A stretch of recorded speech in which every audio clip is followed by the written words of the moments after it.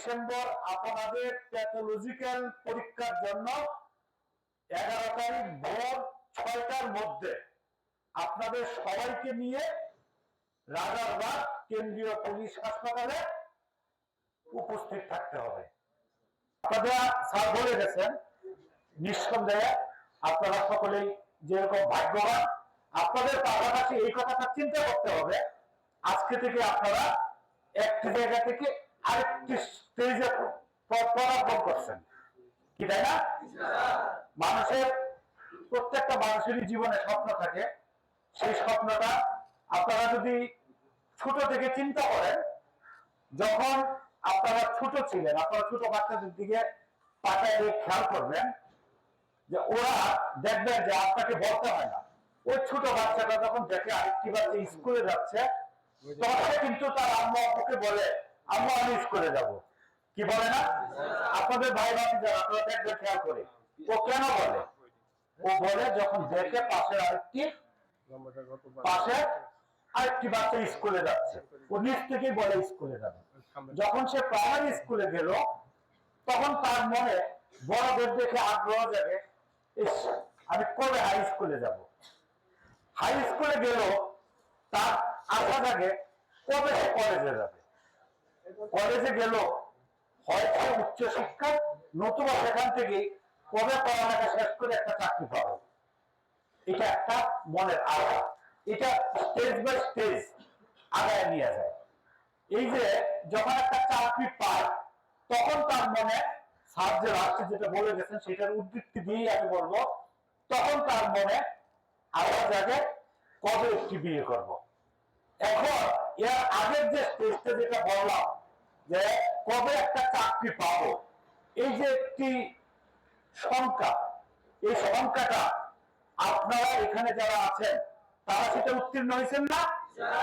তার মানে কি, আপনারা সেই শিশুকাল থেকে যদি শুরু করেন, কবে স্কুলে যাব, আম্মু আমি স্কুলে যাব, যখন স্কুলে দিল স্কুলে গেলেন, কবে আমি হাই স্কুলে যাব, হাই স্কুলে গেলেন কবে আমি কলেজে যাব, কলেজে গেলেন এখন মনে আশা থাকলো কবে একটা চাকরি পাবো। এই যে কবে চাকরি পাবো, এই স্টেজ আপনারা উত্তীর্ণ হয়েছেন, কি তাই না? তো এখানে প্রত্যেকটা জায়গাতেই কিছু বাধ্যবাধকতা আছে। এই যে বিষয়গুলো, এই কয়টার পর স্কুলে একটা শৃঙ্খলার বিষয়, কলেজে অন্যরকম আরেকটি শৃঙ্খলার বিষয়, পড়ালেখা হয়েছে স্বাধীন জীবনের একটা স্টেজ, এবং চাকরি জীবন এটি হলো আরেকটা শৃঙ্খলিত জীবন। আপনারা খেয়াল করেন, এই মাঠে আপনারা সর্বপ্রথম যেদিন আসছেন স্টেজ, সর্বপ্রথম এই মাঠের মধ্যে আপনারা সবাই লাইন ধরে বা রোদ্রের মধ্যে ছিলেন, কি তাই না? এবং সেখানে কিন্তু বেশ কিছুটা এলোমেলো ছিল, এবং আপনাদের সেখানে গায়ে কাপড় ছিল না, আপনারা শুধু গেঞ্জি পরে রয়েছেন, কি তাই না? এটা ছিল একটা স্টেজ। এই স্টেজ পার হওয়ার পরে দৌড় সহ সমস্ত কিছু এইগুলো যখন শেষ হলো, আপনারা এই মাঠে, এরপরে আবার এই মাঠ থেকে আপনাদের এই যে জায়গাটি আপনারা সারিবদ্ধভাবে দাঁড় করেছিলেন, এখান থেকে আপনাদের এইভাবে স্ক্রটিং হইতে হইতে এইগুলো হয়ে আজকে আপনারা এই একটি চূড়ান্ত ভাবে এই একটি ছাদের নিচে এত সুশৃঙ্খল ভাবে বসার সুযোগ পেয়েছেন, আলহামদুলিল্লাহ। তো এইখানে স্যার যে কথাটি বলছেন, এই কথাটি সূত্র ধরে আপনাদেরকে বলবো, আমি নিজেও অনেকের সাথে আপনাদের অনেকের কথাবার্তা বিভিন্ন ভাবে হতে পারে, থাকতে পারে, কিন্তু একটি কথা স্যার যেটি বলে গেছেন, এই নিয়োগের মধ্যে স্বচ্ছতা বিকল্প আর কোনো কিছু নাই, ছিল না। কেউ যদি মনে করে, এখনো আমি বলছি যে আপনাদের কাউকে যদি মনে করে থাকে যে আমাকে পরবর্তীতে আমার সাথে কথা বলবা, এইরকমও যদি থাকে, তাহলে সেটাও কিন্তু আপনি ক্ষতিগ্রস্ত হবেন। কথাটা বুঝতে পারছেন? এটি প্রকৃত সত্য কথা। নিয়োগ প্রক্রিয়া আমার মনে হয় শুধুমাত্র বাংলাদেশ পুলিশ নয়, মানে অন্য কোন সংস্থা নয়, একমাত্র বাংলাদেশ পুলিশ এমন একটি সংস্থা, যে সংস্থায় এখন নিয়োগ প্রক্রিয়া নিয়ে কথা বলার মতো কোন সুযোগ কোথাও আছে বলবে আমি নিজে মনে করতে পারি না। আমি আপনাদের সাথে প্রথম দিন থেকে আজকে পর্যন্ত এই নিয়োগ প্রক্রিয়া প্রত্যেকটি ধাপে আপনাদের সঙ্গে ছিলাম এবং আমি দেখেছি আমরা চেষ্টা করেছি এবং সেই চেষ্টার ফল হিসাবে সেই হাজার হাজার নারী পুরুষের মাঝখান থেকে এই 109 জন আজকে আমাদের এখানে উপস্থিত আছে, ঠিক না? যদি আমাদের পুলিশ সদস্য থেকে শুরু করে বাইরের কোনো আপনাদের কোনো বন্ধু বা কোনো নেতা কর্মী বা কেউ যদি কখনো কোনো ধরনের কোনো কথা বলে যে আমার তাদের সাথে সম্পর্কের কারণে বা আমার রেফারেন্সের কারণে আজকে তোর চাকরি হয়েছে, এটা পুরোটাই ভুল এবং আপনি সেই ভুলে পা দিচ্ছেন। এটি কি হবে?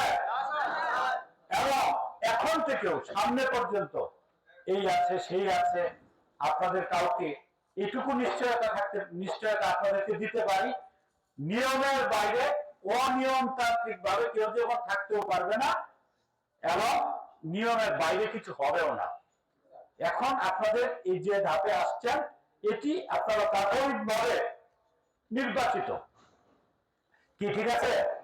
এই যে নির্বাচিত এখানে একটি অংশ রাখা হয়েছে, সেটি বিভিন্ন ক্ষেত্রে হয়ে থাকে, আল্লাহ না করুক অনেক সময় এই নিয়োগ প্রক্রিয়ায় এখানে আপনার সম্ভবত কত 10 জন, হ্যাঁ 9 জন, আচ্ছা 10 জন অপেক্ষমান। এই যে অপেক্ষমানটা কেন?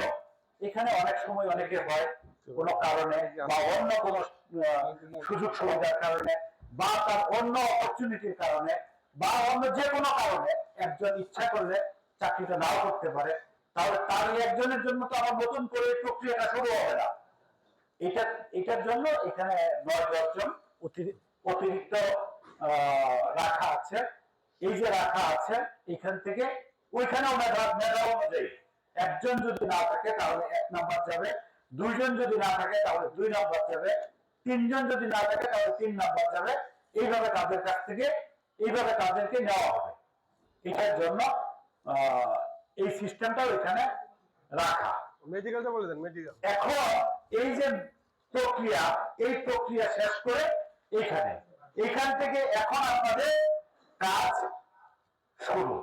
এই যে পুলিশের চাকরির জন্য সর্বপ্রথম কি দেখতে হয়?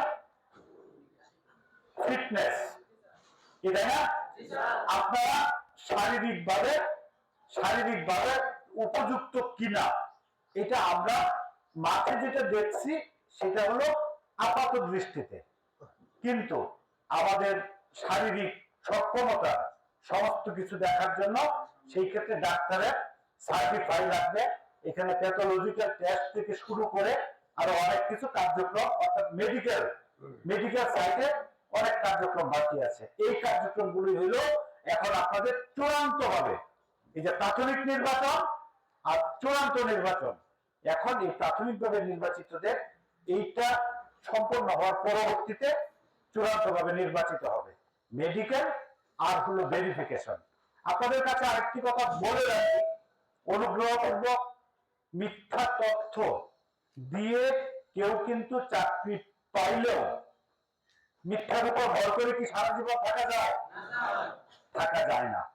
আমি বলবো যদি কেউ কোনো মিথ্যা তথ্য দিয়ে থাকেন আগেই এগুলো আপনারা প্রয়োজনে শেয়ার করতে পারেন। শেয়ার করে এটা কিভাবে উত্তোলন করা যায় সেটা আমরা স্যারদের সাথে কথা বলবো। স্যারদের সাথে কথা বলে যেটা আপনারা কাউকে কিন্তু এখানে বাদ দেওয়া হবে কোনো লক্ষ্য নাই, কি বুঝতে পারছেন? কিন্তু কেউ যদি মিথ্যা তথ্য দিয়ে থাকেন, যেমন ধরেন কেউ স্যার যেটি বলছেন যে কারো সাথে প্রেমের সম্পর্ক থেকে থাকে, এটি একটি বিষয়, কিন্তু কেউ যদি বিয়ে করে থাকেন আসলেই তার চাকরিটা হবে না। শাক দিয়ে যেমন মাছ ঢেকে রাখা যায় না, ঠিক তদ্রুপ যদি আপনাদের মধ্যে সেটি থাকে তাহলে কিন্তু পুলিশ তার তদন্তে সেগুলো তুলে আনবে।